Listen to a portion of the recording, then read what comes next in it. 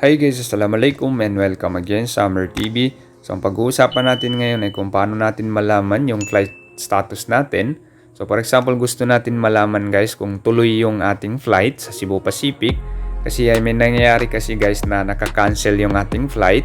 Okay, so first, paki-install lang itong Cebu Pacific sa inyong cellphone. So install lang natin sa Play Store, Google Play Store. Or di kaya pupunta tayo sa kanilang website guys. So i-open lang natin itong Chrome. Okay, so since meron na tayong app dito, so i-open lang natin.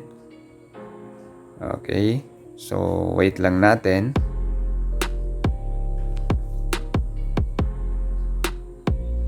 Okay, so ayan. So dito tayo sa menu. Okay, so ayan.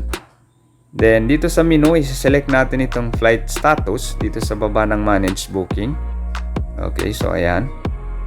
So ayan, pwede natin search guys yung ating flight status through by route or di kaya by flight number. Okay, so for example, hindi natin alam yung flight number natin. So dito tayo sa by route.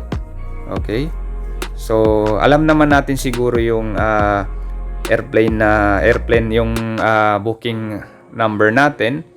Or di kaya yung anong eroplano yung sasakyan natin. For example, yung 5J997.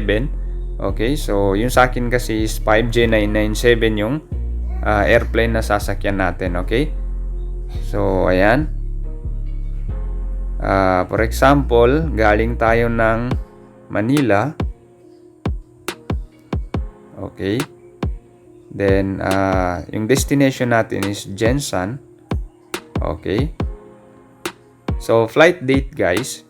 So kung ano yung kailan tayo magpa-flight. So as you can see, tatlong date lang yung pwede natin pagpilian. 1, 2, 3. Okay, so ayan.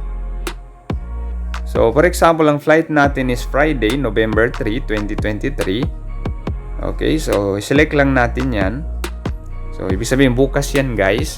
So 2 ngayon, so bukas yung flight natin. So gusto natin alamin kung tuloy ba or di kaya canceled. Okay, so ngayon pipindutin lang natin itong check status.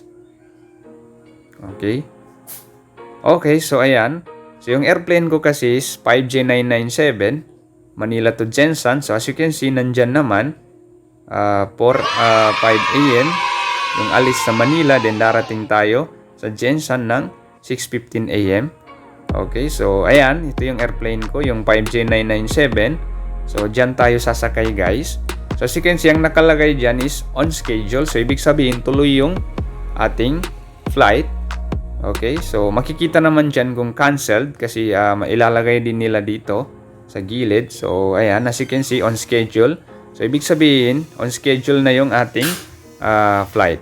Okay, so ganun lang kasimple guys para malaman natin yung flight status natin. Okay, so thanks for watching and don't forget to subscribe to Summer TV for the latest videos na aking i-upload. Sukran and wassalam.